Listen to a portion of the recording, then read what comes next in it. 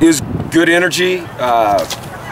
We had a great crowd. You know, we have our coaches clinic this weekend, so we have about 200 high school and junior college coaches here from California and Arizona and places like that, so they were getting close. First day of pads is always, to me, a little frustrating because you get accustomed to a certain tempo and a certain sense of urgency, and history always has told me that the first time you put the pads on, there's a little apprehension. It just slows things down just a little bit, and we'll push through that quickly though. I expect Monday night to be really good.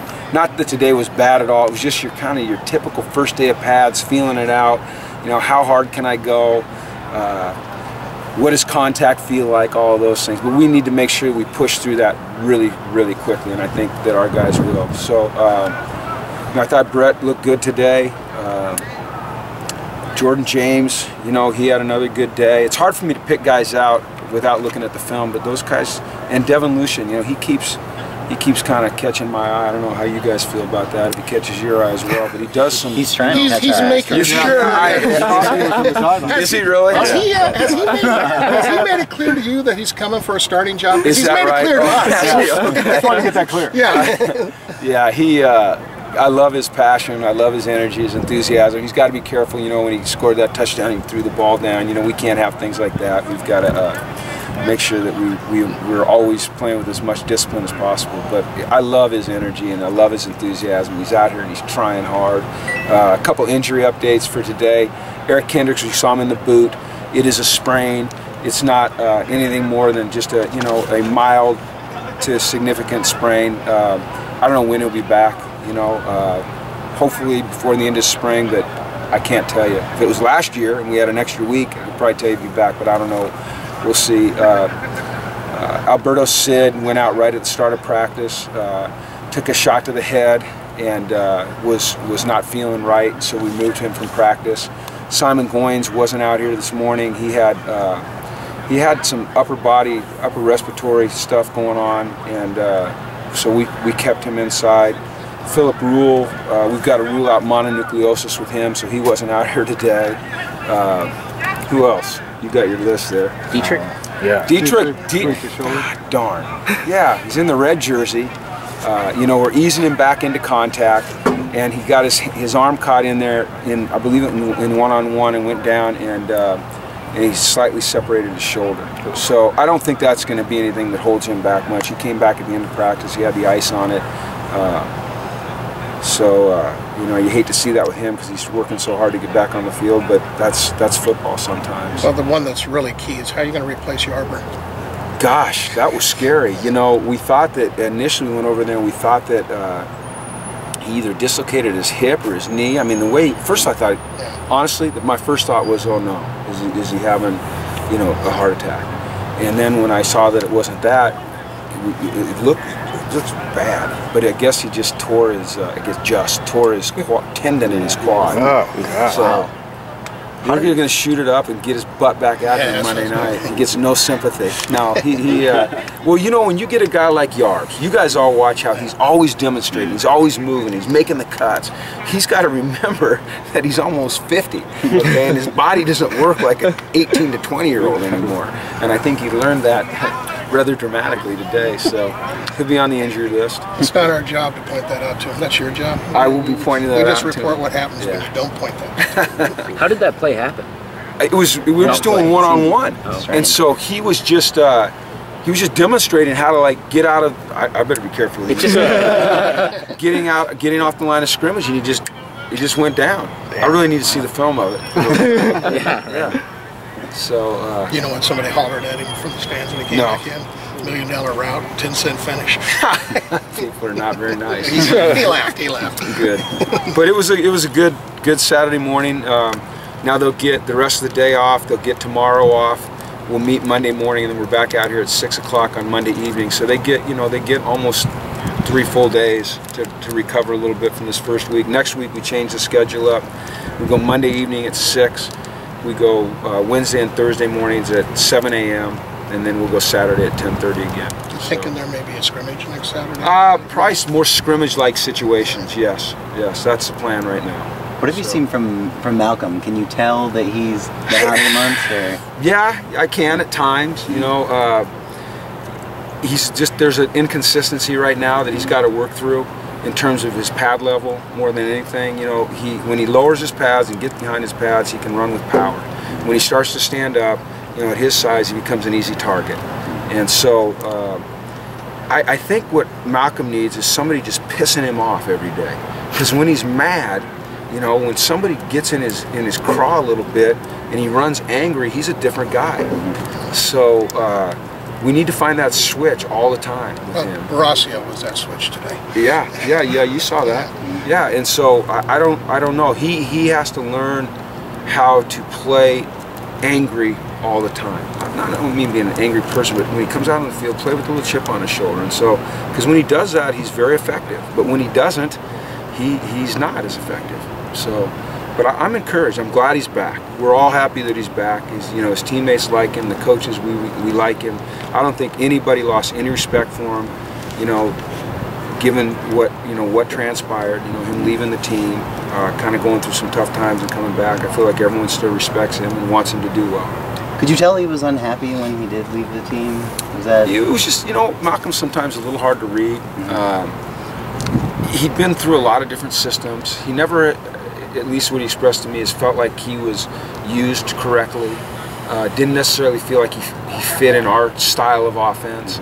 I'm sure he was very discouraged, but you know, the grass isn't always greener, and he came to find out this is where he wanted to be, and I'm glad that he's back. I wish, for his sake and for ours, that he hadn't missed the whole year, you know, because like I said, we like the guy and we want him to have success, but you know what, he's back. And so we'll put that behind us and just, you know, hope and pray and push, and he'll have success. You guys count last year as a redshirt year for him? We have to, we played 6 plays in that first game, so we have to go petition the NCAA, which we will do here eventually. Yeah. So. What have you seen from him so far in terms of mentality and work ethic and back out here? It's been good. You know, and he's at a little bit of a disadvantage because he didn't go through the winter conditioning program because he wasn't in school yet. So he was doing everything on his own. And so even though he was working hard, he was working by himself, so he didn't have the benefit of the competition with his teammates. But he seems to be in good shape.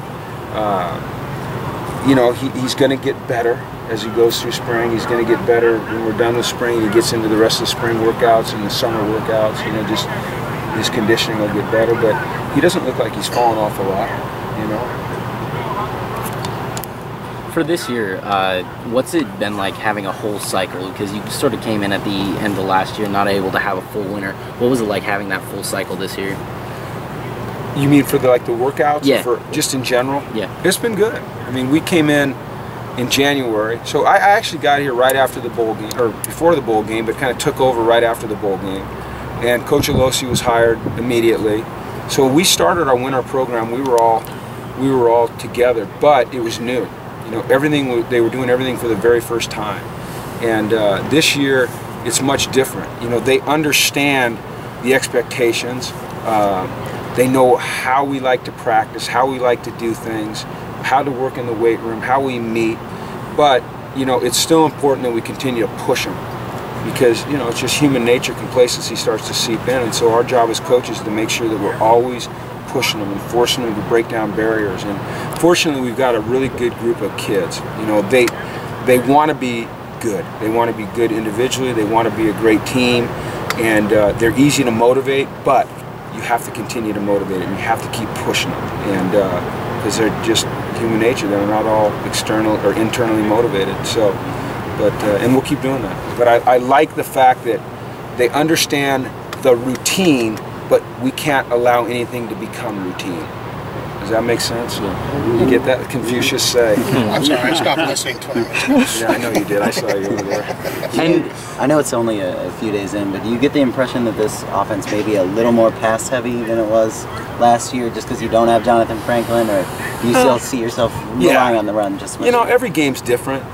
But we like to be balanced, and by balanced doesn't mean that we're 50-50 split, but when we have to run to win it, we want to be able to run to win it, and we have to be able to throw to, we need to throw to win it, we want to be able to throw to win it. I think that we'll try to maintain that balance. I don't think that we're going to become some pass-happy team unless we need to be.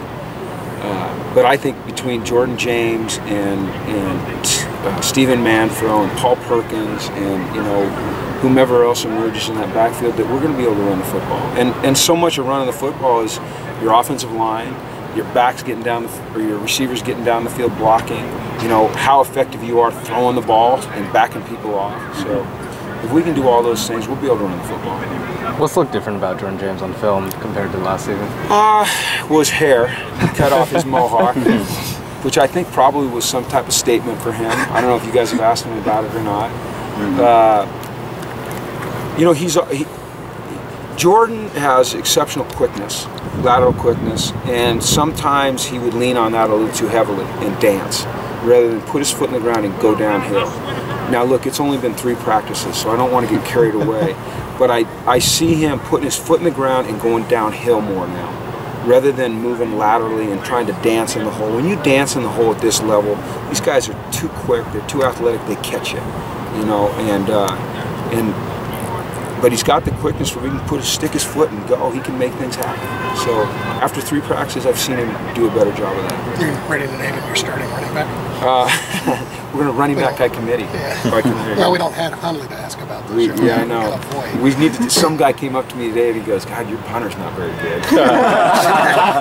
No, you know what it was? It was Coach Vermeil. Oh, it was? Yeah, Coach Vermeil. I came over and he goes, "Hey, Jim," he goes, "what are you going to do about a punter? Your punter's not very good." I said, "Our punter's down probably right now surfing in Florida." So, anyway. Have you been paying attention or following all the guys that graduated in their pursuits of the NFL? Yeah. How's that been, especially being on this side of the coin now that you had a year of kids and seeing how they're getting evaluated? It's cool. I love it. Like a bunch of them were out there today. We try to get to, when they have workouts here on campus, we try to, get with them. We talk to the coaches, talk to the scouts. For me, it's pretty neat. I've never been on this side of it. I'm really excited for draft day. To see where they go. If they don't get drafted, I'm really excited to try to help them get placed where they can have a chance to have success. I'm excited for them because I know kind of what waits for them there, and I know the challenges, and I see how hard they're working and how anxious they are and how eager they are. And I'm glad that I have the NFL experience that I have and our staff has to be able to help them understand what's coming, be able to talk to scouts and coaches about them, and their strengths and weaknesses and how we see them, developing at the next level. I've had multiple conversations with, defensive line coaches and defensive coordinators about Daytona, and running back coaches and offensive coordinators about Jet and Joe and Jerry and Jeff Baca and those guys. So I'm just fired up to see where they go. I can't wait to see them get a chance. And they're all working really hard, really hard. And I mean, Sticks. He's 189 pounds now. Like, why couldn't you have done that like last season? So, anyway. All right.